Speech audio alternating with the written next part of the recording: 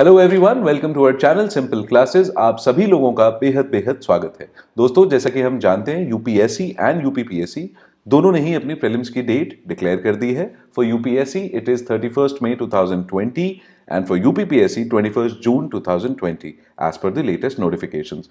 Time बिल्कुल भी नहीं है। आई रियली होप कि आप अपनी तैयारी सिस्टमैटिकली कर रहे हैं, रेगुलरली कर रहे हैं। इसी तैयारी का एक बहुत ही इंपॉर्टेंट महत्वपूर्ण हिस्सा होता है रिविजन।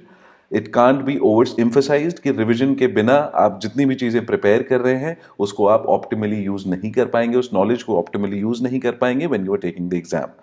इसी चीज़ को कंसिडर करते हुए सिंपल क्लासेस ने एक सीरीज स्टार्ट की है करंट अफेयर्स को रिवाइज करने के लिए। हम इस सीरीज में करंट अफेयर्स का रिवीजन करेंगे थ्रू एमसीक्यूज, ताकि आप वो कंसेप्ट जो भी आपने पढ़े हैं, जो नॉलेज आपने गेन की है, वो आपके दिमाग में फ्रेश रहे।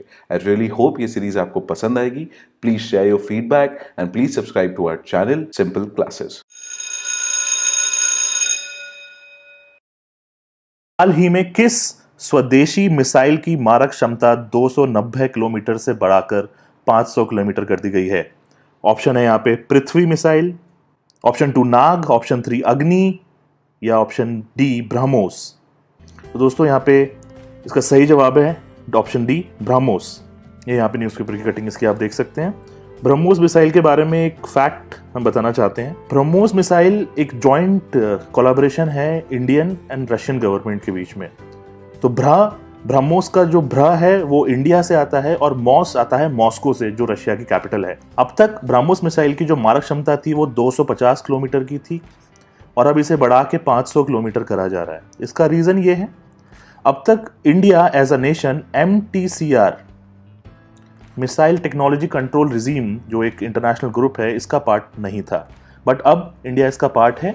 अब इंडिया इसका पार्ट है तो जितनी भी मिसाइल्स इंडिया बनाती है उसकी लॉन्ग रेंज फ्रीक्वेंसी 500 किलोमीटर तक हो सकती है। इसीलिए ब्रह्मोस की मारक क्षमता को 250 किलोमीटर से बढ़ा के 500 किलोमीटर कर दिया गया है। चलते हैं नेक्स्ट क्वेश्चन पे। तो क्वेश्चन 2 है, हाल ही में जल शक्ति अभियान का ब्रांड एम्बेसडर किसको घोषित किया गया है? ऑप्शन है दिया मिर्जा, आमिर खान, अमिताभ बच्चन या में से कोई नहीं। दोस्तों यहाँ पे सही जवाब है आमिर खान। अब ये जल शक्ति अभियान जो काफी ज्यादा न्यूज में हम लोग देख रहे हैं, इंडियन गवर्नमेंट का कोर प्रोजेक्ट है ये जल शक्ति अभियान। इंडियन गवर्नमेंट ने क्या करा है, बहुत सारी स्ट्रेस्ड डिस्ट्रिक्ट्स आइडेंटिफाई करी हैं। स्ट्रेस्ड डिस्ट्रिक्ट्स वो डिस्ट्रिक्ट्स हैं जहां पे वाटर टेबल रिप्लेनिश नहीं कर पा रहे हैं। मतलब जितना वाटर टेबल से पानी हम ले रहे हैं उतना वाटर टेबल में पानी हम दे नहीं पा रहे हैं, जिसकी वजह से जो लेवल है वाटर टेबल का वो लेवल नीचे जाता चला जा रहा है। तो उन सारी डिस्ट्रिक्ट को स्ट्रेस्ड डिस्ट्रिक्ट घोषित कर दिया गया है।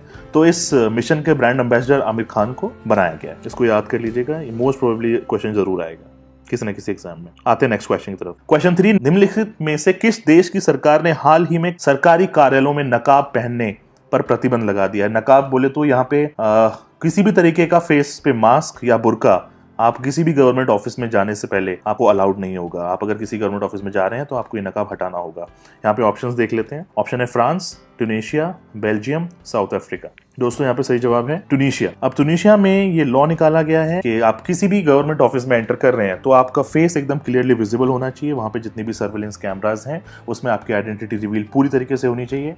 किसी भी धर्म के नाम पे ना तो कोई आप बुर्का लगा सकते हैं, ना तो अपनी आइडेंटिटी छुपा सकते हैं।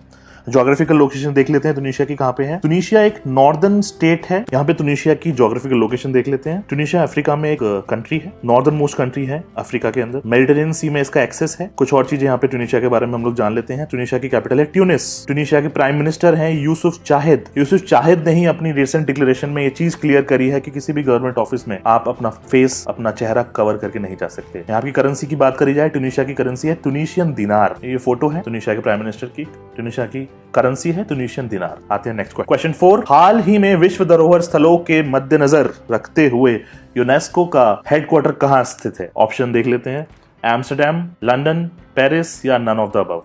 तो दोस्तों इसका सही जवाब है पेरिस। ये मुझे नहीं लगता कि बताने की जरूरत है क्या है। दिस इज आईफिल टावर और यहाँ के प्राइम मिनिस्टर हैं एडुआर्डो चार्ल्स फिलिप। ये उनकी फोटोग्राफ। आते हैं नेक्स्ट क्वेश्चन। आज का क्वेश्चन 5, यूनेस्को की विश्व विरासत सूची में भारत की गिनती क्या है? ये क्वेश्चन बहुत ज्यादा जरूरी है क्योंकि अभी हाल ही में जयपुर को यूनेस्को ने वर्ल्ड हेरिटेज साइट घोषित करा है। वो कौन सी साइट है, किस नंबर की साइट है जो यूनेस्को ने घोषित करी है इंडिया में? तो दोस्तों इसका सही जवाब है ऑप्शन 2, 38। इंडिया में कुल 38 साइट्स हैं जो यूनेस्को ने वर्ल्ड हेरिटेज की लिस्ट में दाखिल की हैं। वो सबसे रिसेंट है जयपुर, जो अभी हाल ही में पिछले वीक करी गई। तो दोस्तों आज की ये क्लास यहीं समाप्त होती है। हम आशा करते हैं कि आपको ज़रूर पसंद आई होगी, कुछ ना कुछ नया सीखने को मिला होगा। वीडियो को प्लीज़ लाइक करें अगर आपको वीडियो पसंद आता है। अगर आपके पास कोई इशू है, कोई प्रॉब्लम है, तो you can write to us, आप हमें ईमेल कर सकते हैं या फिर कमेंट के ज़रिए भी बता सकते हैं। हम कोशिश करेंगे उन पे जल्दी से जल्दी अमल करें। इसके अलावा मैं आपसे रिक्वेस्ट करता हूं कि इन वीडियोस को प्लीज़ शेयर करें जितना हो सके अपने दोस्तों के साथ, अपनी कम्युनिटीज़ में, ताकि इस completely free, absolutely free crash course का फ़ायदा ज़्यादा से ज़्यादा लोगों तक पहुंच सके। Thank you so much for your time. अब आपसे अगली क्लास में मुलाकात होगी। आज के लिए बस इतना ही। Thank you.